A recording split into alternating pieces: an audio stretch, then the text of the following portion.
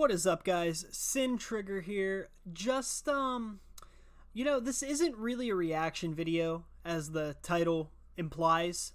This is more or less actually a, just kind of a, response discussion video, so to speak. Shadowkeep, we are now 2 weeks away from Destiny 2 Shadowkeep. I've been looking forward to this since it was first announced a long time ago, and the more we hear about it, the more we see about it, the more excited I get for it. I've been a very large follower of the Destiny franchise for a long time, and to be able to go back to the moon after everything that happened in Destiny 1, it's going to be a good time. So I've seen this video already, but I just kind of wanted to give my thoughts on it as it kind of presents. So without further ado, and to prevent this from being super long, let's just get at it. Year 3 is the beginning of us really looking at Destiny from its heart out. We want to build Destiny for its core fans. We want to make sure that we're building it for the people who love it. See, and I love how they're talking about building it for the fans, the people that have been there since day one. Rather than us dictating what they're experiencing. Sometimes you feel like the events of the world happen, and sometimes you feel like you make the events of the world happen. And I definitely like that. I love that aspect of what they're doing with it. What's the best version of Destiny we can put in front of players? This is so cool so far. I love that emote. For starters, that multiplayer emote looks so cool. I'm so excited for that. 5-year vision for the game.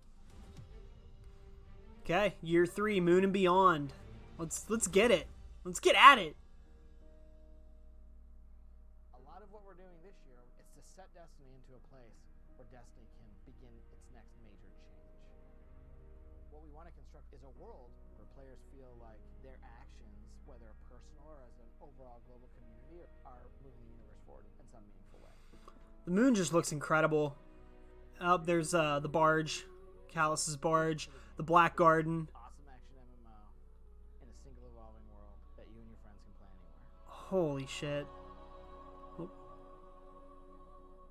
I said a bad word. Shadowkeep is this first All the dead guardians. Oh. Gaul, Omnigul. make a discovery. And the discovery she makes is really important to where Destiny's going. Before us lies a dark remnant of their existence. See that right there? Put on your spinfoil hats, folks, because that right there, I am calling it right now. It is some kind of being of the darkness, some kind of, like entity that is like sleeping underneath the moon. And I know throughout the pre-Shadowkeep lore that Bungie has been posting out, and I would definitely check that out if you haven't. It's over on their webpage. I will make sure to link it in the description, but there's something sleeping on the moon. Whatever Eris finds, it was either alive at one point or like not alive, or like it's in like a stasis, like a sleeping type of deal. So that's definitely a little interesting piece of lore, and I definitely believe it has something to do with the darkness. I definitely feel like it's going to have something to do with the Veil, because that has been hinted at to be involved with year 3.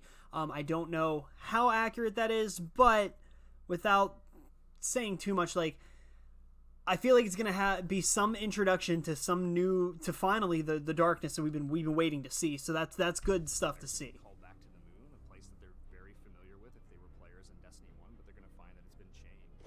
And we knew this was coming. Whoa, wait a second. Discovered here.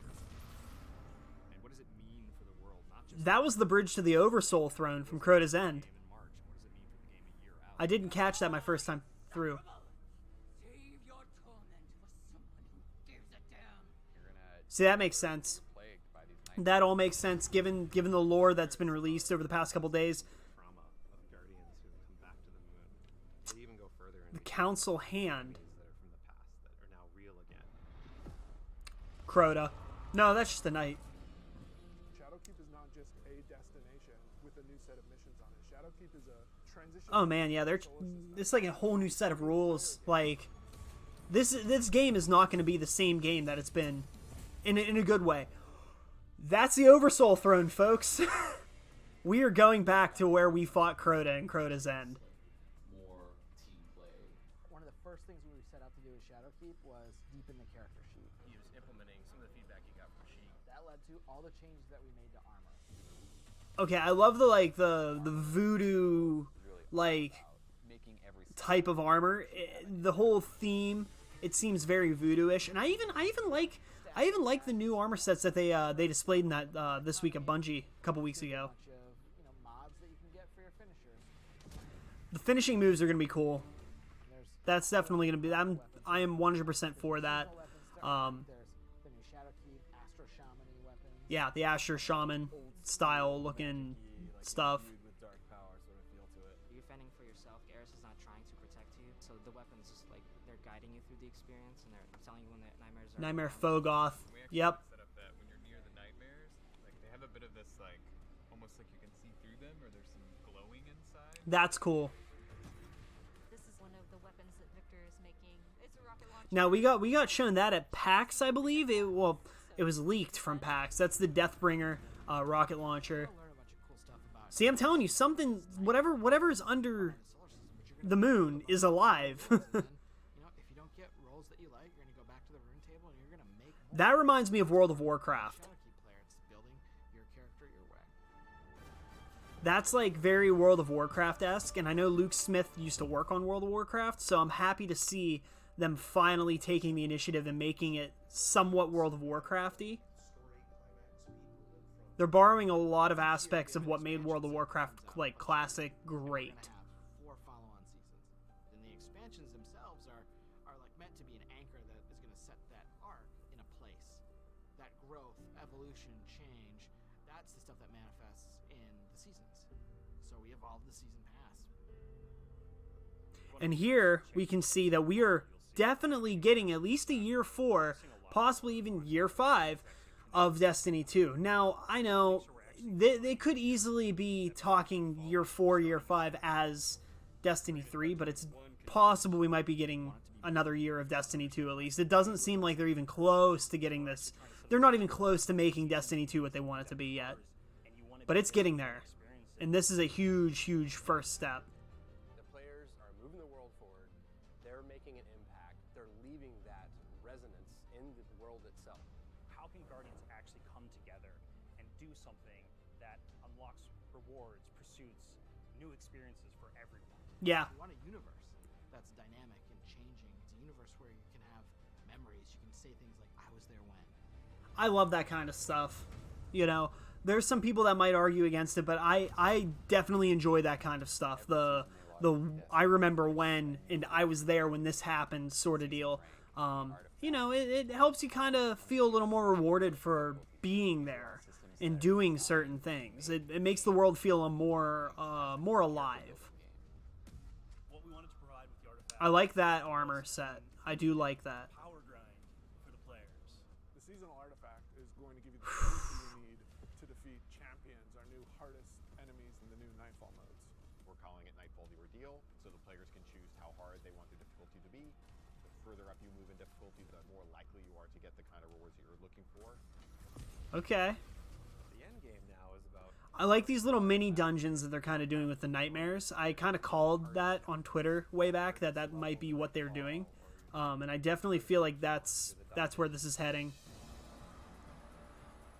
The dungeon! Oh my god, the dungeon looks so cool. Shadowkeep's time frame is deep within the moon. Like, that's some like You fight your way down into like the Dark Below, Taken King kind of stuff. Like, depths on the way. This is an opportunity for people that want the raid experience in terms of the mystery of the activity, but with I do like the dungeons. I want them to do more. Now that is, I believe, Urok. He was the Flame Prince of the Hive, and that he will be making a return apparently, or some enemy type similar to him. For a healthier PvP game. Twilight Gap's coming back. One of my favorite Destiny 1 maps. All through the year on PvP. I was never a huge fan of Widow's Court. to be honest. I don't remember Fragment, if I'm going to be honest with you. I didn't play a lot of PvP in D1. I stuck to my PvE, primarily. On the new maps and get feedback. Okay. We want seasons to be relevant for everyone. We want it to feel like everybody has something to Ooh. do and feel like they're all doing it together. We're here to build something that lives. Ooh, that ogre looked like it was being like imprisoned by some kind of like Vex. And then a single evolving world. Season of the Undying is when the Vex start invading from the Black Garden. Okay, so what we do in the raid is going to start the Vex offensive. Over the course of that 3-month period, you're going to be getting more powerful, stronger, and then eventually you're going to stop that invasion. I love the I mean, I know it's a reskin, but I love the reskin of the Vex. It makes them look a little more menacing, a little more ancient. It's really going to kick that Act 1 of Year 3 off.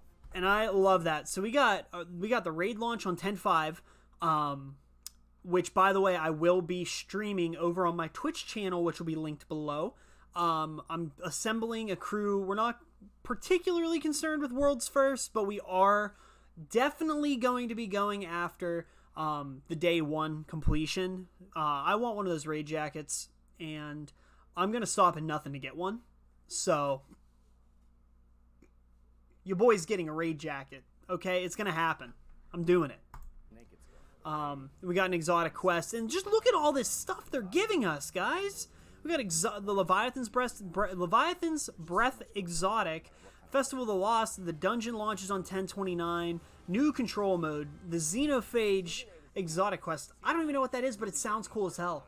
Like, and then okay, so they're showing us some Warmindy stuff. So I'm wondering if the season after Undying is going to have something to do with Rasputin, because that was a storyline that kind of ended abruptly and we never really went back to it. So who knows, guys? We might get some interesting stuff out of that.